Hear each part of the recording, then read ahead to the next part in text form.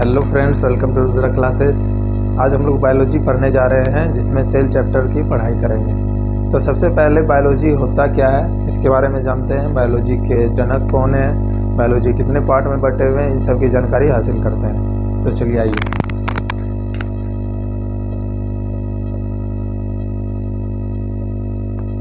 Biology कहते किसको है? तो सबसे पहली बात है कि बायोलॉजी उन सब्जेक्ट को कहेंगे, उन मतलब कि साइंस के उस शाखा को बोलेंगे, उस ब्रांच को बोलेंगे जिसमें हम सजीवों के बारे में जानकारी हासिल करते हैं। कहने का मतलब है कि वैसा विज्ञान की वैसी शाखा जिसमें हम सजीवों के बारे में अध्ययन करते हैं, निर्जीवों के बारे में नहीं, सजीवों के बारे में। तो ध्यान रहेगा फ्रेंड्स। तो वैसी शाखा जिसमें हम सजीवों के बारे में क्या करते हैं, अध्ययन करते हैं, तो उसे बायोलॉजी कहते हैं। सजीव, तो सजीव क्या सब चीज़ है, जैसे इंसान है, जानवर है, पेड़ पौधे हैं, सब चीज़ सजीव है। तो इन सब के बारे में जिस चीज़ में पढ़ेंगे उसे बायोलॉजी कहते हैं। तो बायोलॉजी के जनक किसे कहा जाता है फ्रेंड्स? अरस्तु को। अरस्तु को बायोलॉजी का जनक कहा जाता है, बायोलॉजी का पिता कहा जाता है। तो बायोलॉजी दो पार्ट में बटे हुए हैं। पहला है आपका बॉटनी, दूसरा है जूलॉजी। तो बॉटनी में हम क्या करते हैं और जूलॉजी में क्या करते हैं, इसके बारे में आइए जानते हैं। तो बॉटनी में हम क्या करते हैं, सभी पेड़ पौधे के बारे में जानकारी हासिल करते हैं। सभी पेड़ पौधे के बारे में, क्या चीज़ के बारे में फ्रेंड? पेड़ पौधे।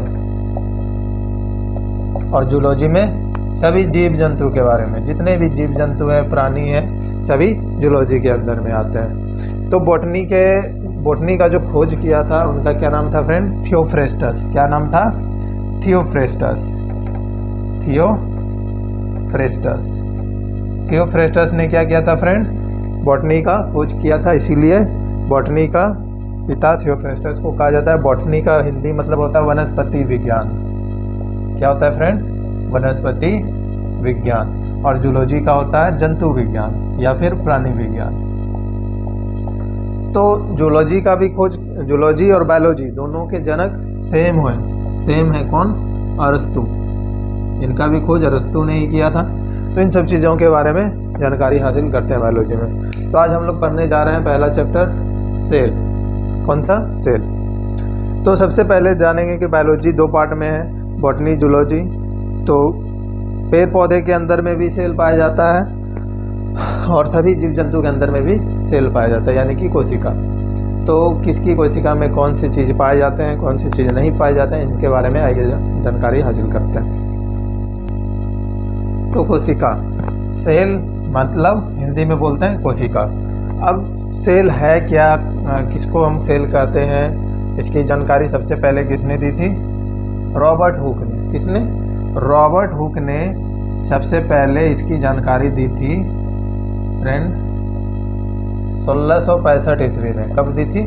1665 ईस्वी में रॉबर्ट हुक ने इसकी खोज की थी। लेकिन ये जो कोशिका था, ये कैसी कोशिका थी? मृत कोशिका की खोज की थी। किसने? रॉबर्ट हुक ने। इसके बाद फिर आए कौन? ल्यूवेनहॉक ने क्या किए? 1674 ईस्वी में इन्होंने जीवित कोशिका की खोज की।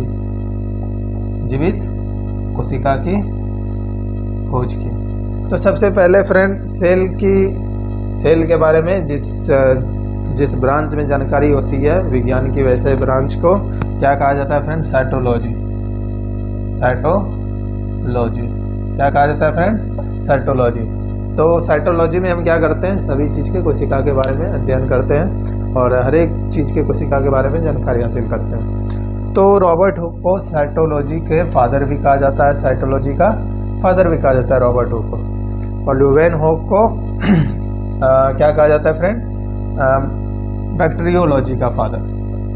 बैक्टीरियोलॉजी का फादर कहा जाता है। किनको? ल्यूवेनहॉक को क्या कहा जाता है? बैक्टीरियोलॉजी का फादर, क्योंकि इसने क्या की थी? सबसे पहले जीवित कोशिका की खोज की थी 1674 ईस्वी में। अब है रॉबर्ट ब्राउन, उनका तो नाम सुना ही होगा, रॉबर्ट ब्राउन। इन्होंने 1881 ईस्वी में क्या चीज़ की खोज की फ्रेंड? न्यूक्लियस, यानी कि केंद्रक की खोज की। किसने? रॉबर्ट ब्राउन ने। तो सबसे पहले रॉबर्ट ब्राउन ने ही बताया कि हर एक कोशिका के अंदर में एक केंद्रक पाया जाता है जो कि सारे कोशिका को कंट्रोल में रखता है, यानी नियंत्रित करता है। तो आइए अगला पॉइंट है कि इसके बारे में और जानकारी हासिल करते हैं कि कोशिका का सिद्धांत जो दिया था सबसे पहले किसने दिया था? स्वान और स्लाइडेन ने। सबसे पहले स्वान और स्लाइडेन ने सबसे पहले कोशिका सिद्धांत को बताया था कि हर एक जीव के अंदर में कोशिका पाया जाता है। कहने का मतलब हर एक जीवों का जो शरीर होता है कोशिकाओं से बना होता है, यानी कि हमारे शरीर की जो जितने भी क्रियात्मक और संरचनात्मक इकाई होती है उसे कोशिका कहते हैं। कहने का मतलब है कि कोशिका के कारण ही हमारे बॉडी का ऐसा स्ट्रक्चर बना है, ऐसा हम कुछ भी कर पा रहे हैं तो वो सारा चीज़ कोशिका के कारण ही कर पाते हैं। तो फ्रेंड, सबसे बड़ी कोशिका और सबसे छोटी कोशिका की बात आएगी कि सबसे बड़ी कोशिका किसकी होती है, सबसे छोटी कोशिका किसकी होती है। तो सबसे बड़ी कोशिका शुतुरमुर्ग के अंडे की होती है। किसकी? सबसे बड़ी कोशिका जो होती है शुतुरमुर्ग के अंडे की होती है। इसकी फ्रेंड शुतुरमुर्ग के अंडे की। और सबसे छोटी कोशिका होती है माइक्रोप्लाज्मा की। सबसे छोटी कोशिका किसकी होती है? माइक्रोप्लाज्मा। ठीक है फ्रेंड, तो इन दो चीज़ों की कोशिका के बारे में हम बोल सकते हैं कि सबसे बड़ी कोशिका शुतुरमुर्ग के अंडे की होती है, सबसे छोटी कोशिका माइक्रोप्लाज्मा की होती है। हमारे शरीर में ब्रेन की कोशिका, तंत्रिका तंत्र की कोशिकाएं विभाजन में भाग नहीं लेती, यानी कोशिका विभाजन में भाग नहीं लेती है, जिसके कारण सिर में चोट लगने से किसी भी व्यक्ति की जल्दी मृत्यु हो जाती है। और जिगर हमारे पेट के अंदर जो होती है, लीवर जिसको बोलते हैं, वो कोशिका विभाजन उसमें बहुत तेज़ी से होता है। अगर हम जिगर को काट भी दें या कट भी जाए तो वह स्वतः अपने आप ठीक हो जाता है। कहने का मतलब जिगर अपने जैसा अंग तुरंत वहाँ पर बना लेगा, वो स्वतः ठीक हो जाता है। तो आइए चलते हैं अब कोशिका के अंग के बारे में। कोशिका के क्या क्या अंग होते हैं, किसका क्या कार्य है, सारे चीज़ के बारे में जानकारी हासिल करेंगे। लेकिन आज सिर्फ पढ़ेंगे कोशिका के अंग के बारे में। अगले क्लास में पढ़ाएंगे कोशिका के अंगों के क्या क्या कार्य हैं। तो आइए चलते हैं।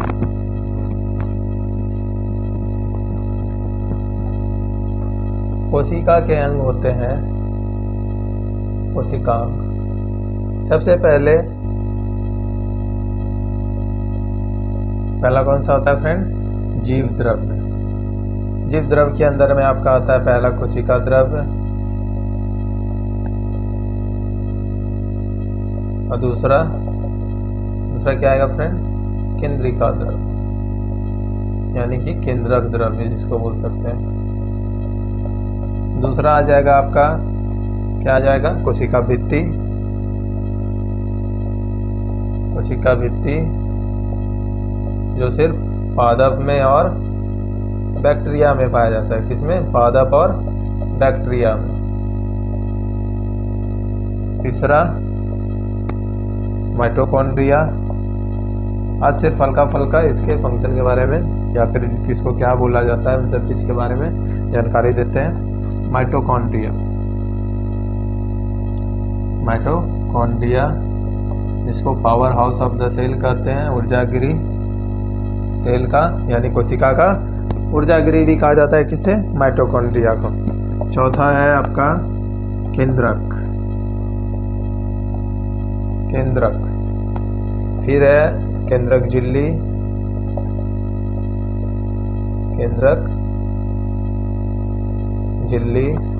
फिर है कोशिका झिल्ली।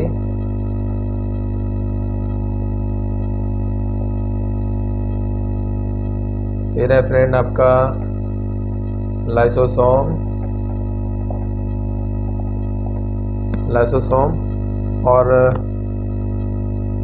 और क्या? प्लास्टिड जिसको बोलते हैं लवक, हरित लवक। क्या बोलते हैं फ्रेंड? हरित लवक। ठीक है फ्रेंड, प्लास्टिड बोलते हैं इसको, प्लास्टिड बोले, हरित लवक तो हो जाएगा आपका क्लोरोप्लास्ट, इसको प्लास्टिड बोलेंगे। प्लास्टिड में 3 चीज़ आता है, ल्यूकोप्लास्ट, ब्रोमोप्लास्ट और क्लोरोप्लास्ट, ये 3 चीज़ आता है प्लास्टिड के अंदर में। तो ये सारा चीज़ किसके अंदर में पाया जाता है फ्रेंड? प्लास्टिड हो गया आपका, कोशिका भित्ति हो गया, ये सारा चीज़ पादप के यानी पेड़ पौधे के अंदर में पाया जाता है। तो और कुछ कोशिका के अंग हैं जो अगले क्लास में पूरा हो जाएगा फ्रेंड। आज के लिए इतना ही, थैंक यू। सब्सक्राइब करिए, शेयर कीजिए चैनल को ताकि सभी बच्चों को लाभ मिल सके इन सब चीज़ों का।